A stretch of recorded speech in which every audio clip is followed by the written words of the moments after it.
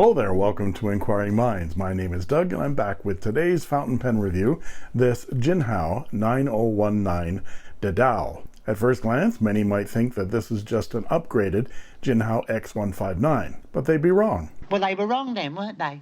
This is an entirely new model from Jinhao with entirely new parts, but they've been very clever in retaining the same number 8 size steel nib unit as in the X159. The X159 was clearly modeled on the Mont Blanc 149, being almost identical in dimensions, but this new model is clearly modeled on the Namiki Emperor from its size and shape, and especially the almost identical clip.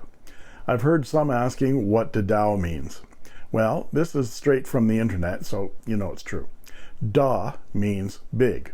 Duh. I like big things. The size of them impresses me.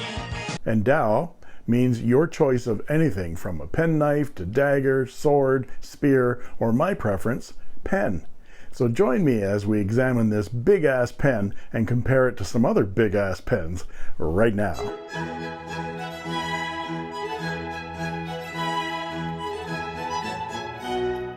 Back when I reviewed the Jinhao X159, I mentioned that I thought if Jinhao came up with a piston filler version of this, they'd have knocked it out of the park. Jinhao did not do that. Wingsung did that with a piston filler. The Wingsung 630. This one has the 14 karat gold nib on it, and it's a wonderful, wonderful writer, although it's very expensive. This one cost me $145 US, whereas this is like 10 bucks and has a number 8 size steel nib. But Jinhao doesn't really make a piston filler. So when they came out with the Jinhao 9019, I had to buy one because apparently it had a larger converter. So instead of going with a piston, they've come out with a larger capacity converter. That's what I'm told anyway, and my Jinhao has arrived. So let's open it up. Jinhao in a box. What do you know? I think this is the first Jinhao I've ever had in a box. And it says, it doesn't say much of anything. Where's the model number? There it is, 9019. Take the cardboard sleeve off and see what kind of case the Jinhao comes in. Oh, they're going with a TWSBI style case. Look at this. I'd say that's a TWSBI style case. What do you want to bet the TWSBI cases are made in China? So Jinhao, I don't know whether this is the top or the bottom. I guess this is the top. TWSBIs are taped shut. I don't see any tape on this. Nope. But it's nice solid acrylic. And there's an instruction booklet that has pictorial diagrams and English too. Put the nib into the bottle of ink and information on ballpoints as well. So here's the pen. It's got a foam insert. And the pen is in a Ziploc. Here it is. This is the Jinhao 9019. So I'll ink this up with something, probably teal colored, and we'll do a review of the Jinhao 9019. I'll show the parts and features of this pen, some size comparisons and measurements, and then provide a writing sample. And then I'll talk about what I like and what I don't like so much about this fountain pen. Let's talk about the big-ass elephant in the room. Is this a Namiki Emperor? You tell me. Is it $2,000? Nope. Is it Urushi lacquered? Nope. Does it say Namiki on the clip? Nope. Does it take 3 months to make it, let alone pay for it? How about 10 minutes? It's obviously not one of the most prestigious fountain pens in the world, but in the words of David Parker, it is inspired by it. The clip is obviously referencing the Namiki Pilot clip. The size and shape is also very similar. But that's where the similarity stops, and I'll not reference it again. Instead, we need to focus on the interesting developments Jinhao has made with this new model. When I bought this one, and yes, I bought it with my own money, they were only available in these transparent colors. Now they are available in solid colors as well, and I might have to get one. Because now, in addition to the transparent colors, red, blue, and clear, you can also get them in black, maroon, and dark blue with gold trim. and they're available with EF, F, and medium nibs, all for $13 US. The 9019 DADAO is a thicker, rounder pen than the X159 or the Mont Blanc 149, and even thicker than my Leonardo Momento Zero Grande. I need a big mitt to hold all these pens. If you like big, thick pens, you'll like this. And if you have small hands, well, this might be too much for you. So let's take a look. From the top, we see the rounded top finial with a prominent, though nicely finished and machined, injection molding gate in the center. And because it's a demonstrator, you can see how the clip is held in by a large brass bolt. The cap curves up to a thin, gold-colored cap band that has Jinhao DADAO and number 9019 engraved in block letters that are cross-hatched filled. The gold metal clip extends from the barrel and tapers down to a large ball. It has Jinhao stamped into it vertically and is extremely stiff to use. I think they should have been a little bit more careful here, as the pressure you need to exert to open the clip will probably crack the injection molded plastic up here. I get the same feeling from this injection molded plastic and stiff clip as I did with the TWSBI swipe. It is just waiting to explode. The swipe had pressure cracks in it right up near the clip, right out of the box. And I don't know whether I created this, but I had only capped and uncapped this pen in the unboxing video, and already there's a pressure crack on the threads near the cap band right here, whether you can see that or not. The cap band is tapered, which makes the transition to the barrel very smooth. The barrel gets slightly fatter right about here, and then it tapers down to the rounded end. There is the same nicely trimmed injection molding gate here, and again, because it's a demonstrator, you can see the structure they've added to the bottom of the barrel here. And those ridges are designed to cradle the end of the converter so the pen won't rattle. That's a nice touch. The cap unscrews with 1, 2, and a half rotations, which borders on the annoying, to reveal the large tapering section and number 8 size steel Jinhao medium nib and black plastic feed. The section is longer than the X159 and very stout at a whopping 15 millimeters at this thickest part right here. That's 2 full millimeters thicker than the X159. And there's a small flare towards the nib. The nib is identical to the ones that are on the X159, so they are completely swappable. Many people have commented that they've received X159s that have traces of blue ink in them. I've commented that that indicates that Jinhao is doing some quality control on the nibs. Then I heard a comment where that was just Jinhao dipping the nibs in blue ink as part of the building process, but not doing any QC on them at all. That makes absolutely no sense to me. Why would you take the time to dip a nib in ink and not test it? There's no value added to this extra costly step then. It's ridiculous.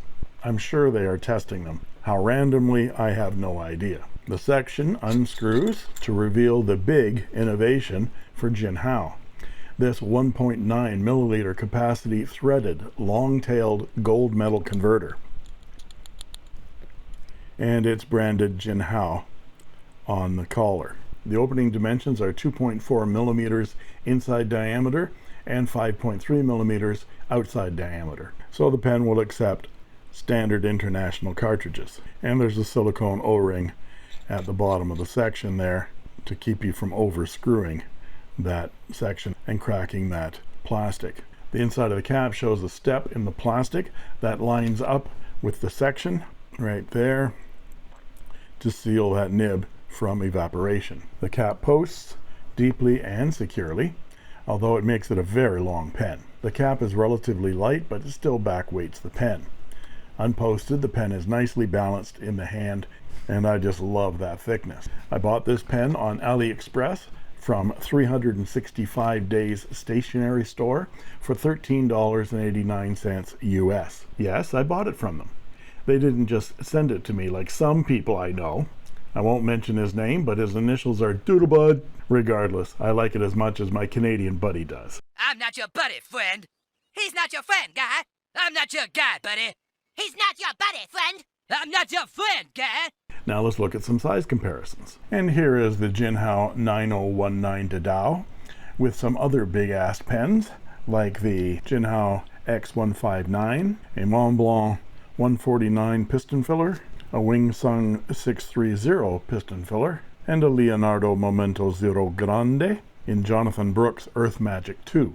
Now let's look at them posted. And here they are posted. I find it interesting that the Mont Blanc, the Wingsung, and the Leonardo are all big piston fillers, and yet the 9019 Jinhao with its new high capacity converter rivals the ink capacity of all three of them. The Mont Blanc takes 2.1 milliliters, the Wingsung 2.0 milliliters, and the Leonardo is 0.4 milliliters smaller than the Jinhao 9019 at 1.5 milliliters. Now let's look at them unposted.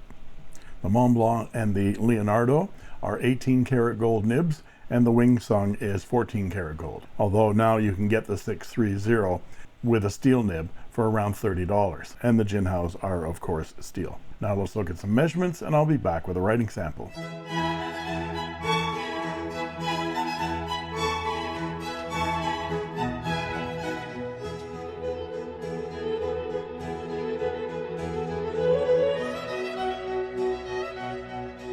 This is Rhodia 90 GSM, I'm just kidding. It's Clairefontaine 90 GSM paper, and this is the Jinhao 9019 DADAO, and it has a number 8 size steel medium nib. Check the wetness here. This is a gusher, and it's ultra smooth. There's very little feedback. And the ink is from Robert Oster, and it is a lovely teal color, fire and ice, and it has a lovely red sheen to it, and it shades beautifully as well. It's a beautiful color. And for line variation, it's already fairly thick.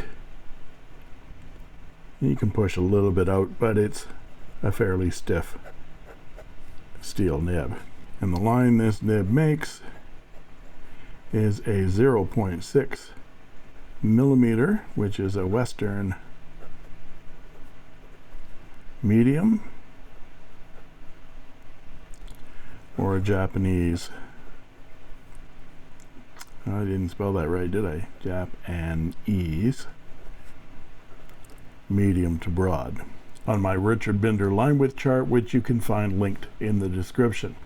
This is unusual because most Eastern nibs run thinner than their Western counterparts, and yet this nib is bang on Western medium. I really like it. And for our quote: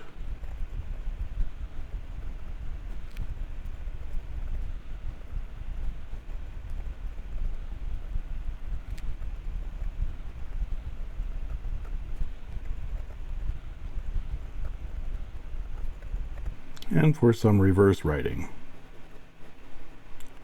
Well, this is writing very nicely in reverse. It's actually pretty wet and a lot thinner. So sketchers, take note. And some quick writing.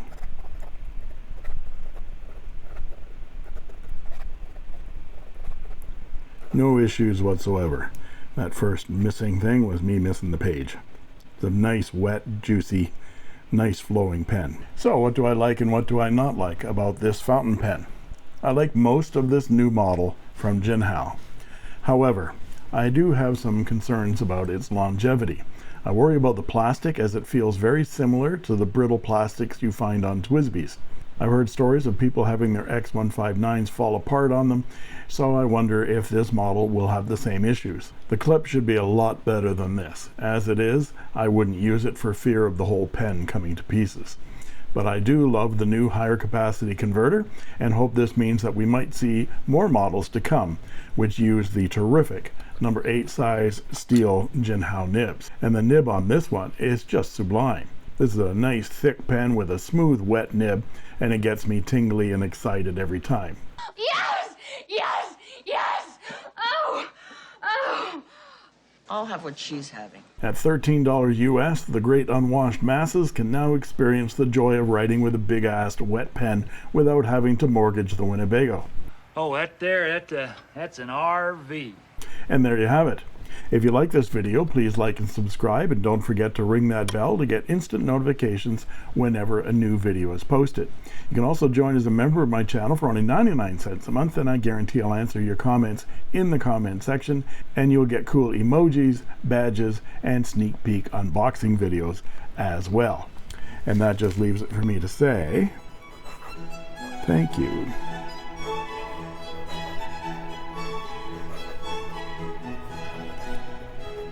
For watching, and that's all she wrote. I made this.